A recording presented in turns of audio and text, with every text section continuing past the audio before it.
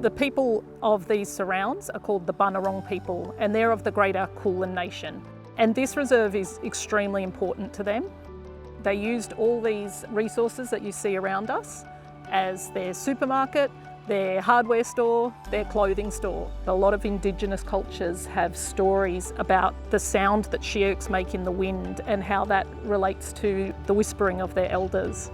Because it is so close to the ocean, they would have fished, they would have used the ocean, and the plants that you see around us would have all gone towards them being able to make a living and for their culture to thrive here.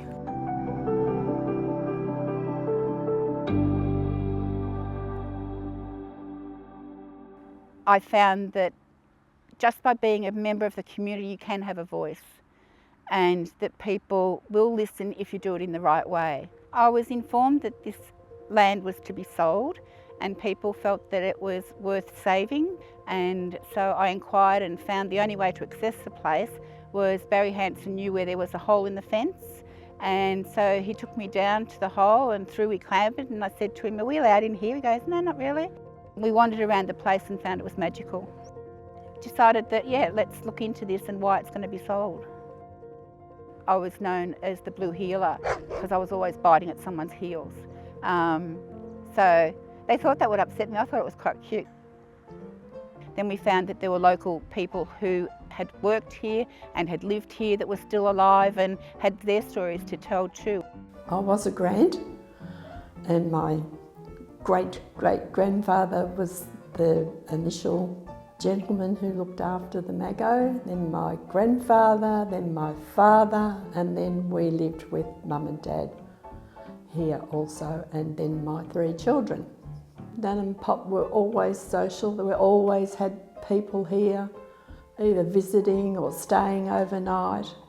Probably because of the distance that they might have had to travel, they might have stayed. But it was a good, fun family home. Because I was the grandchild and because I was the owner's grandchild, I used to get away with a lot of stuff. I used to get the key to the gate, jump down onto the beach, walk along the beach and go down as far as I could, take off all my clothes and go for a swim in the Nud.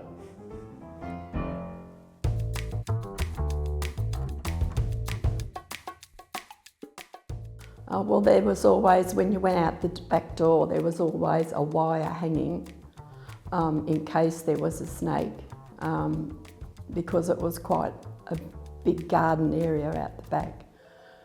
When I was a younger child, my grandmother was going to put me in the bath and she said, "Can't go in there."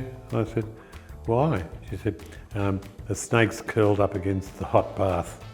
When we first started coming here, they could be in the house, they'd be outside on the step, you walk around and you had to be careful. There is still a lot of snakes here. But they are a natural part of the environment and they're really important in the environment. They eat things like rats and mice, so they're actually kind of useful to have around.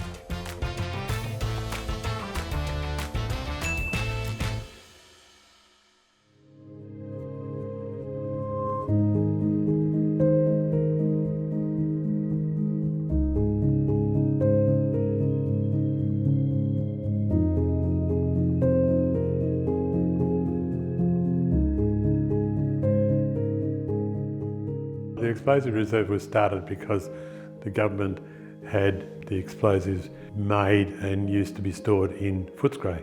Footscray became quite a city of its own, which meant that the explosives couldn't be stored next to them. So the government in their wisdom decided it was easier to come to the Altona area where they had a sandy area where they could build a pier, where they could actually have all the explosives stored, because even though they're only 10 miles from the city, they were out of the way.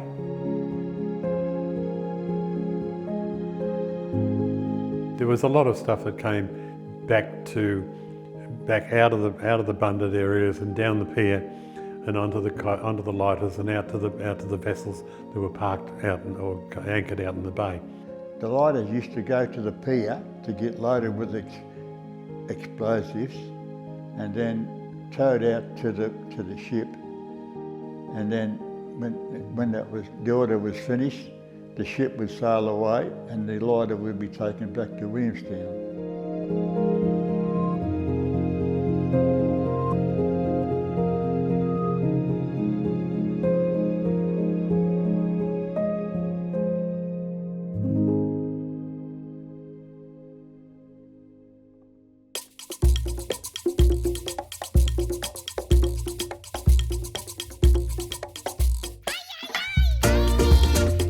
The Altona skipper butterfly is really important because it's a unique butterfly which can only be found in Altona.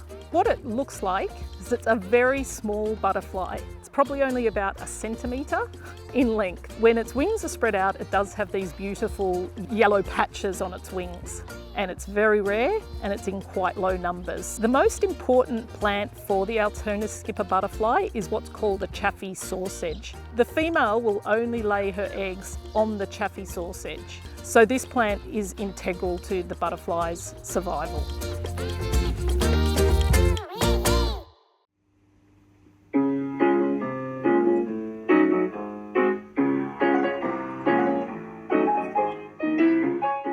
We didn't have any electricity. We didn't have any really running water. We only had tap water out of a tank. Every day, my grandmother would get up and start the fire. The fire would burn and burn and burn until it started to heat up, until such time as you could put your scones in. But you never opened the door up to let the heat out, because you needed the heat there to actually cook. I was the only girl, so I was more in the house with Nana and cooking scones and sponge cakes. I didn't get outside much at all. I played a little bit on the pier with the boys, my cousins. The pier was out there for many years, and then when they stopped bringing the explosives in, the pier got gradually less and less use, and the gates on the pier got broken into, and people would go down there and go fishing. And the people that used to go down fishing would do all sorts of silly stunts like light a fire on the pier so that they could keep warm at night.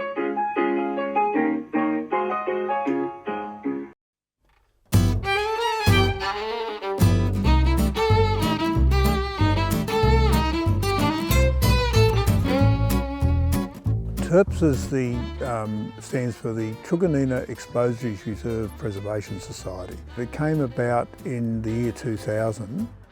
Well, one of the key issues was getting greater utilisation of the site. It needed some love and care and resources in terms of it being a recognised and usable place for the community. I can't remember the day we said, right, we're going to renovate this place. It just happened, really. And it was a mess. I mean, the whole house was dilapidated, falling to bits. We were very concerned that the buildings were not being maintained. So we managed to pull together a team of people who we knew, and through the Hobsons Bay Men's Shed, we set up a restoration group. And they were retired, they're painters, they're engineers, they're carpenters, they're all kinds of highly skilled people. We had 7 years of steady restoration work that brought this site back to its former glory.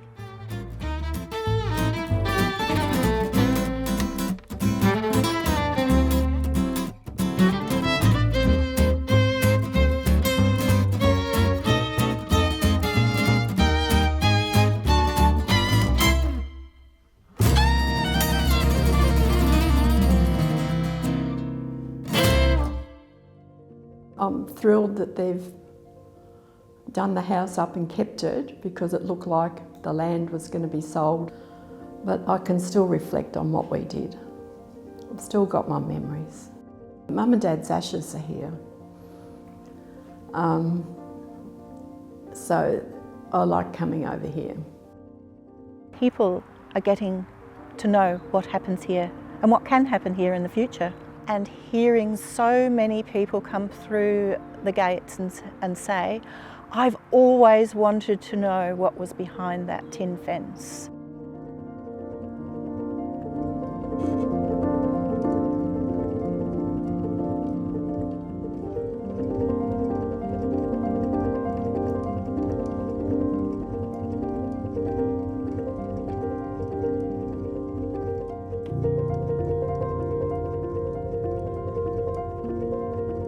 you.